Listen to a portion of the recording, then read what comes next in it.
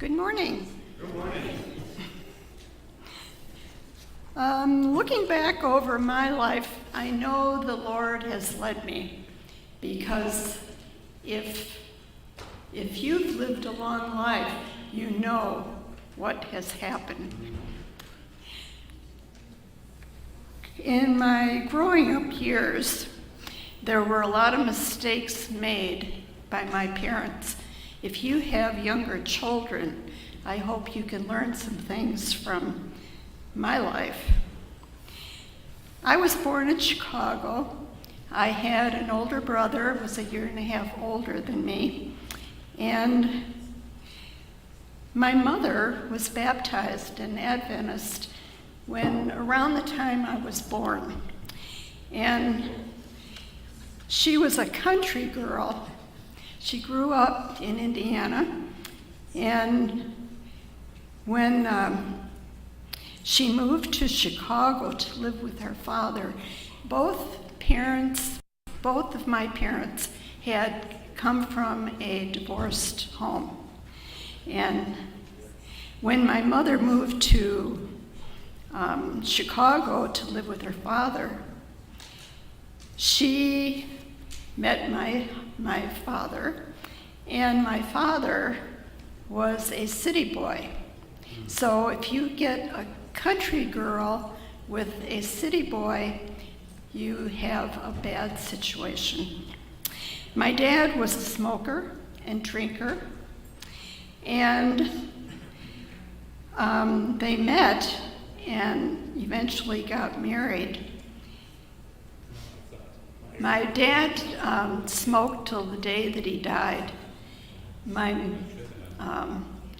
He quit drinking because he had a car accident, and the car accident, they found out that he had epilepsy, and he had a, what do you call it?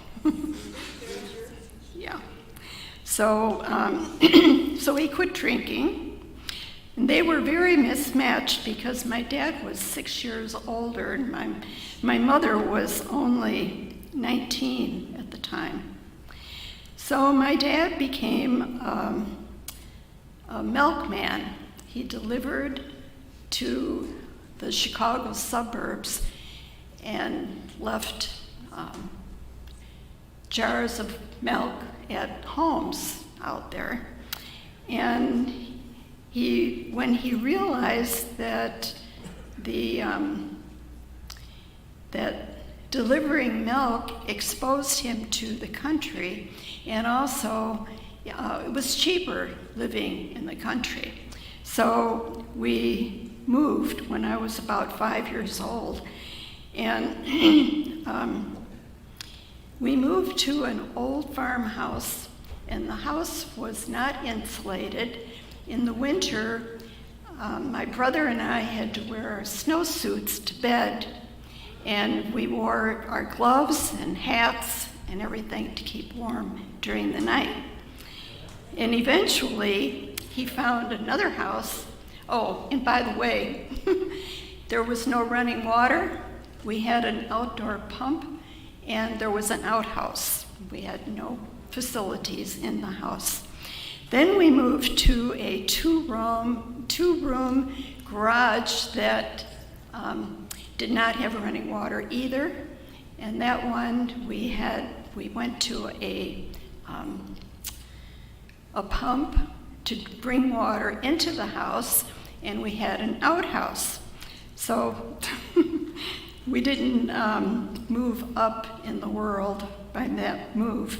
But we stayed there for 4 years, and 2 more children were born. I had a younger brother and a younger sister 6 years later after I was born. So we were poor, obviously. And there was no spiritual life. We didn't have grace at the table. We weren't taught to pray. We didn't have sundown worship. There was no church to go to that was anywhere close to us, and my mother didn't drive at that point. And our home life was pretty loveless. My dad had a temper, and he swore frequently when he was mad. And my mom was quite passive, except when they were having an argument. Then she would rise up and, put herself into the whole thing. So when the first time I ran away from home was because I was asked to do the dishes. My dad said, "It's your turn to do the dishes." Well, doing the dishes was work. And I didn't jump up right away to go do it. It was in the summer, and I was sitting in a chair with my knees bent up with shorts on, and my dad walked by and he slapped my legs.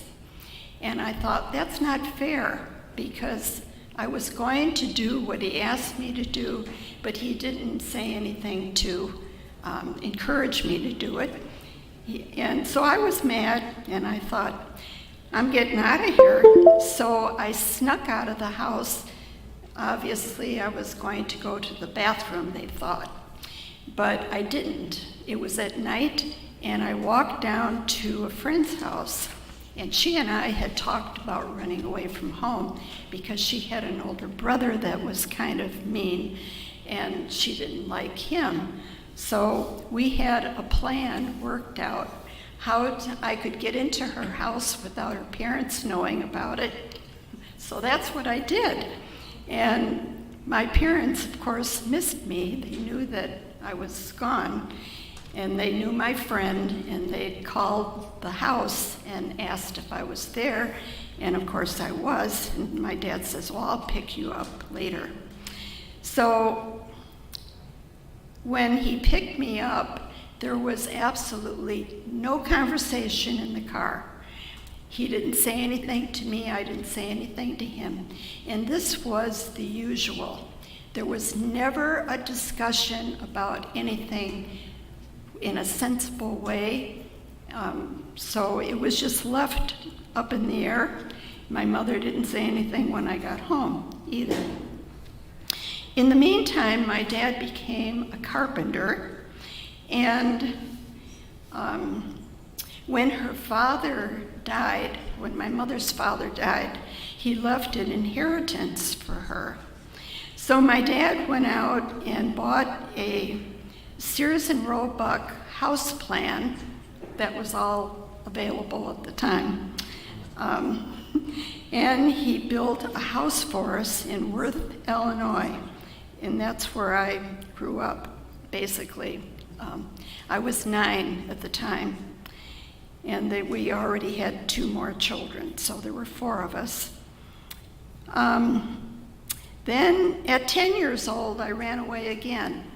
This time, it was because I was home because it was on Sabbath, and I was home because I was recovering from measles, and so I wasn't going to church.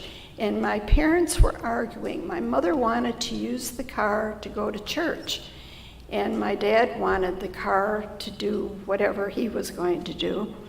So they were arguing back and forth, and I was getting madder by the minute. So I decided I'm going to leave again, and I wrote a note to my father, and I told him off. I told him exactly what I thought, that I hated him, and I was going to leave. So I left. I went to another friend's house because we had moved, and I stayed away for the day, and when I came home, there was no discussion. It was, where were you? No discussion at all about what had happened. And I thought, okay, this is the way it is. You don't talk about it. So they didn't.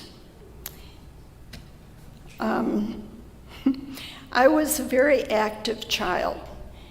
I had a lot of energy to burn off, and I've already told some of the stories to the kids of what I was doing and the accidents, some accidents that I've had. So I was doing cartwheels and headstands and just jumping over things and basically getting hurt. And but I felt good about it because it was something that I could do to burn off energy. When I was 13 years old, I had a major accident, and I'm going to save that for the next time I tell the children's story, because there are some adult things in it too, and I'll talk about that later. So I went through 12 years of public school. I wanted to go to academy. I mainly wanted to get away from home, and that was a good way to do it. But I didn't go to football games on Friday night, and I didn't do any secular things on Sabbath. I stuck to everything that I knew was the right thing to do. So I was determined then to go to academy. And living in Illinois, what is the nearest college? It's in Michigan. And I didn't want to go there because it was too close to home, and I was going to have to go back home on breaks and vacations and all that kind of thing. So I thought, okay, I'm not going there. And I had a friend that wanted to go to Union College Academy, and she was a few years younger than I was, and she was going to go out there to check it out. So I went with her parents out there to Union, and I decided this is where I want to be. So I had to have money. Everybody has to have money if you're going to college. So I went to Hinsdale Hospital and took the nurse's aid course that they were offering.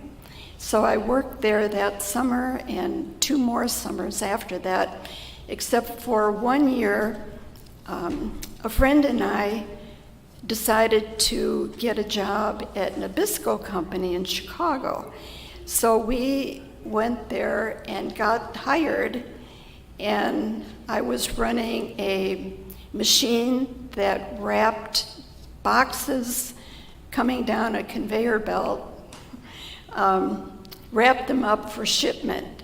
And of course, we could eat all of the vanilla wafers that we wanted to, and they knew that you would get sick of whatever it was shortly. So anyway, so I worked there for 1 summer, and I wanted to go back the next summer because it was good money. It was paying a lot more than being a nurse's aide at the hospital. So I applied to go back, and they would have hired me, except that they decided to do a swing shift, which meant that we would have to work 3 to 11, 2 weeks, and then 2 weeks normal schedule during the day. And that meant that I would have to work Friday night, and I was not going to do that. So I went back to Hinsdale and got the job again, working there. My first year of college was like heaven to me. I was at peace, I was happy, I was relaxed, I was fed spiritually, and I really thought I was in heaven when I was there. I was really excited about that. By the way, I'm going to be going back there for my 60th reunion in April, and I can hardly wait to do that.